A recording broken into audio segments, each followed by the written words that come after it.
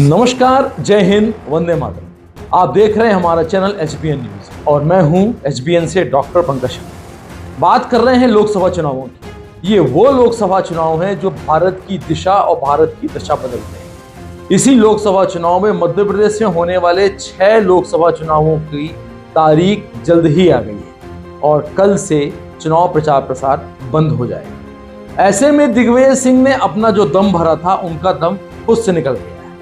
और वो दम क्या था, आइए इसके बारे में बात करते हैं और वह अपनी क्या जमीन बचा पाएंगे, इसको भी थोड़ा सा समझने का प्रयास करते हैं।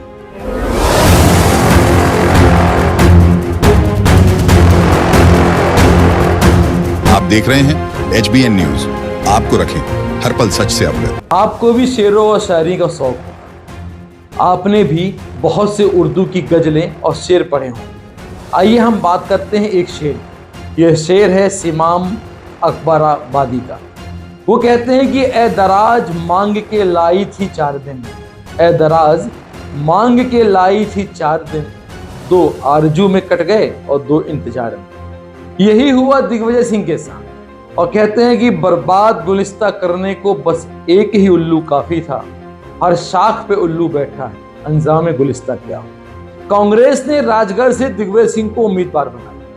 कांग्रेस ने यह सोचा कि राजगढ़ से 2 बार सांसद होने के बाद दिग्विजय सिंह इस बार भी शायद कोई ऐसी नई चाल चल देंगे कि जहां पर उन्हें जीत हासिल हो जाएगी। और उन्होंने इसका दम भी भरा कि वो मशीन से चुनाव नहीं कराना चाहते, वो चुनाव कराना चाहते हैं बैलेट पेपर के माध्यम से। अब उसके लिए बहुत बड़ी शर्त थी। अब शर्तें क्या थी, ये मैं आपको बताता हूं। लगभग 384 प्रत्याशी होने चाहिए। यदि आपको बैलेट पेपर से चुनाव कराने हैं तो 384 के आसपास आपको प्रत्याशी मैदान में उतरने चाहिए। अब जो दिग्विजय सिंह का दावा था, जो उन्होंने छाती ठोक के जनता के बीच में कहा था कि आप किससे चुनाव कराना चाहते हैं, तो जनता ने भी वहां कहा था कि हम चाहते हैं कि बैलेट पेपर से चुनाव हो। EVM में उसे खतरा नजर आता है। तो चलिए देखते हैं कि कांग्रेस से राजगढ़ से प्रत्याशी दिग्विजय सिंह ने क्या कहा और कैसे उनके दावे और कैसे उनके वादे एक पंचर की तरह खुद से निकल गए। कांग्रेस ने राजगढ़ से दिग्विजय सिंह को उम्मीदवार बनाया। जब से उनका नाम आया तब से ही वह लोकसभा क्षेत्र में मंचों से लोगों से अपील कर रहे थे कि यदि बैलेट पेपर से चुनाव कराना चाहते हो तो 384 से अधिक नामांकन पत्र जमा करें। जमीनी स्तर पर 400 से अधिक फॉर्म जमा किए जाने की तैयारी भी कर रहे थे।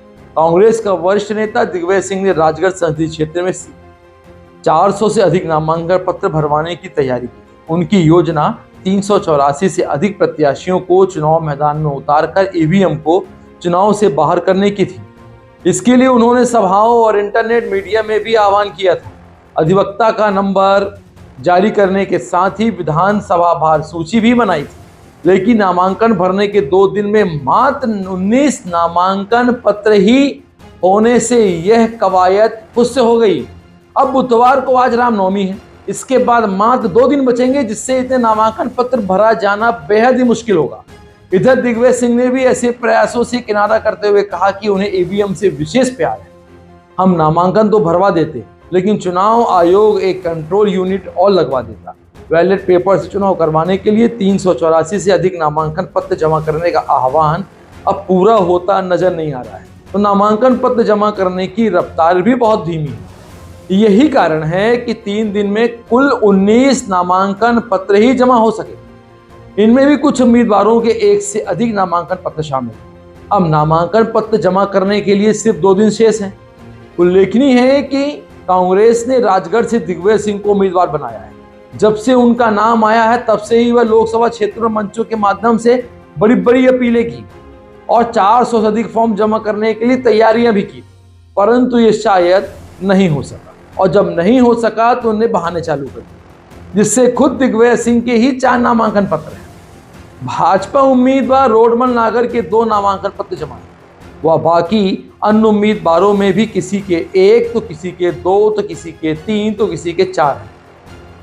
छत्तीसगढ़ के मंत्री भूपेश बघेल ने राजनांदगांव लोकसभा सीट पर प्रत्याशी पूर्व CM भूपेश बघेल ने भी कार्यकर्ताओं से कहा था कि अधिक से अधिक फॉर्म भरे जाएं। 384 अभ्यर्थी होने पर चुनाव आयोग को ईवीएम के बजाय मतपत्र वोटिंग करानी है। हालांकि 4 अप्रैल को नामांकन के अंतिम दिन तक 23 ने ही अपने पर्चे भरे। अब बहाने तो चाहिए, जब बहाने चाहिए तो बहाना यह बना दिया गया कि 384 नामांकन पत्र आते हैं तो वहां दूसरी ईवीएम मशीन को इंस्टॉल कर दिया। रे साहब, जब दम नहीं तो बातें क्यों, और जब लंका लगती है तो फिर बातें काम नहीं आती। इसलिए सोचिए, समझिए और फिर बोलिए। चलिए, राजगढ़ में जो रोडमल नागर थे, अब ये देखना है कि भारतीय जनता पार्टी कांग्रेस के दिग्गज सियासी नेता दिग्विजय सिंह को कितने वोटों से हराती। कहीं ऐसा तो नहीं जो 400 प्रत्याशी नामांकन भरने वाले हों उतने वोट भी कांग्रेस को वहां से न मिले। चलिए देखते हैं चुनाव के परिणामों के नतीजे क्या होने वाले हैं। तो लगातार हमारे चैनल को देखते रहिए, चैनल को लाइक, सब्सक्राइब और शेयर जरूर करिएगा। नमस्कार, जय हिंद, वंदे मातरम।